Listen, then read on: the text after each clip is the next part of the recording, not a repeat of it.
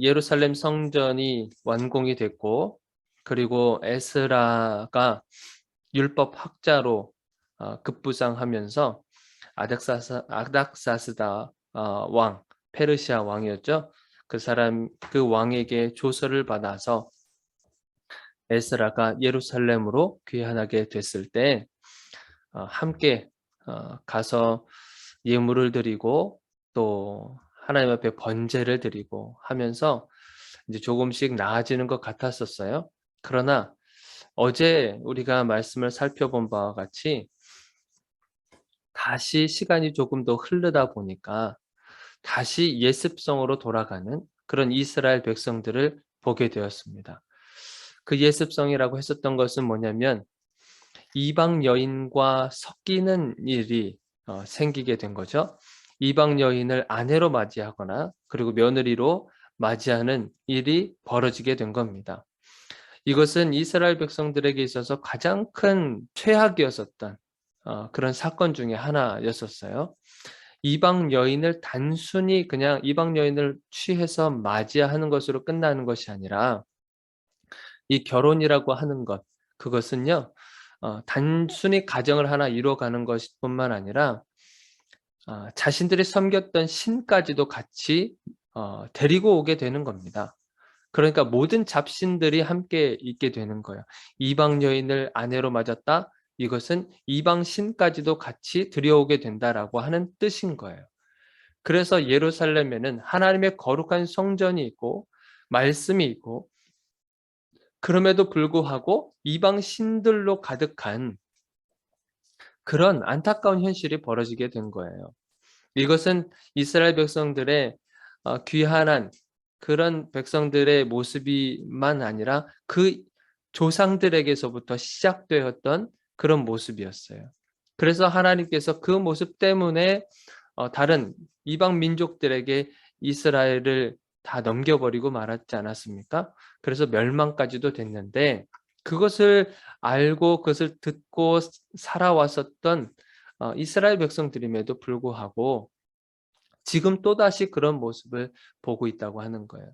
그래서 에스라가 이 소식을 듣자마자 머리털을 잡아 뜯어버리고 수염까지도 뜯고 옷을 찢어버리는 그런 극도한 그런 분노함과 그리고 슬픔에 가득 차서 하나님 앞에서 기도를 하는 장면이 어제의 모습이었어요.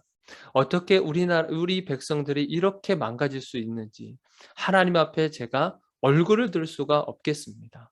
하나님의 은혜가 있었고 하나님의 우리가 죄를 범하는 그런 상황 속에서도 하나님은 우리들에게 끊임없이 은혜를 주시고 사랑을 주셔서 이렇게 정말 아름다운 성전을 다시 회복시켰는데 우리가 지금 옛 모습으로 다시 돌아가 하나님 앞에 이런 범죄함을 짓고 있는 이 백성들을 보니 너무나 가슴이 아프고 그리고 괴롭습니다. 그렇게 하나님 앞에 죄를 자복하고 하는 모습들을 보는 가운데에서 많은 사람들이 이제 에스라 앞으로 다가오게 되는 겁니다. 1절을 한번 보시면 에스라가 하나님의 성전 앞에서 엎드려 울며 기도하며 죄를 자복할 때에 많은 백성이 크게 통곡했다 그랬어요. 한 사람의 리더가 이렇게 주님 앞에 나와서 회개하고 자복하는 그런 순간이 있으면 그 백성들이 함께 이렇게 통곡하는 일이 일어나게 됩니다. 한 사람의 영향력이 참 크죠. 한 사람이 정말 하나님 앞에서 제대로 서 있고 그 십자가 앞에서 자신의 모습을 돌아보고 이 상황들을 돌아보면서 하나님 앞에 울부짖으며 하는 그 한 사람의 그 영적인 리더십이 이 나라를 살리는 겁니다. 그래서 많은 백성들이 주님 앞에 나와서 통곡하면서 나왔다 그래요. 근데 참 신기한 거는요. 이 백성들 가운데서 누구도 있었냐면 어 어른들인 남자와 여자뿐만 아니라 어린아이들도 같이 이곳에 있었다고 하는 거예요. 어린아이들이 무슨 무엇을 알겠어요.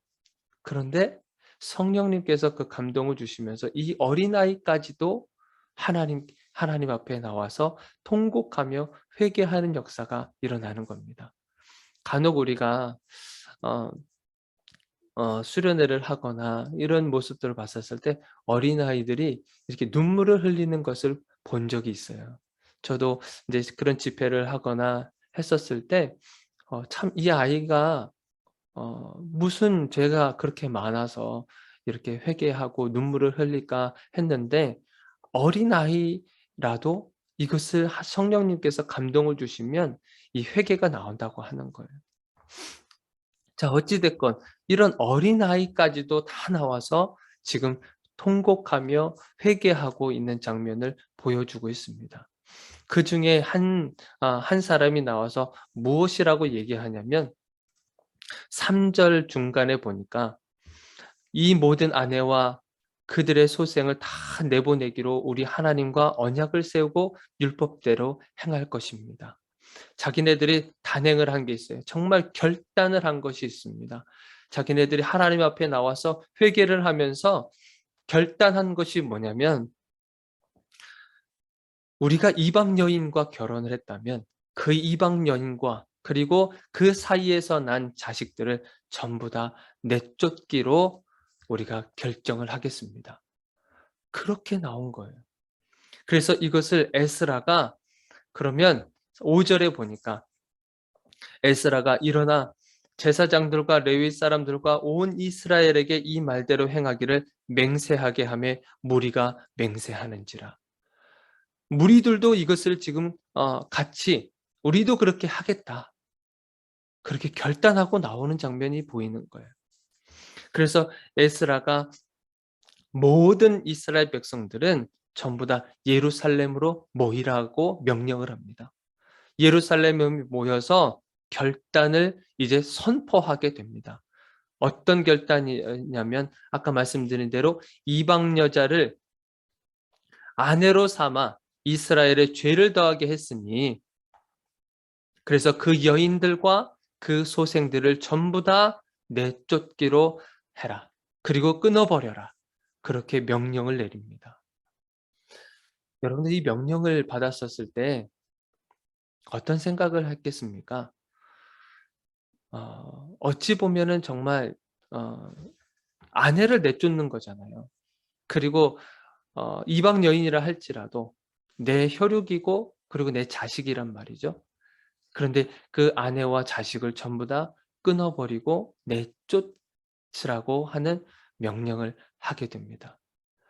이것은 정말 이 거룩함을 유지하기 위해서 에스라와 그리고 이스라엘 백성들이 몸부림치고 있는 장면을 보고 있는 거예요.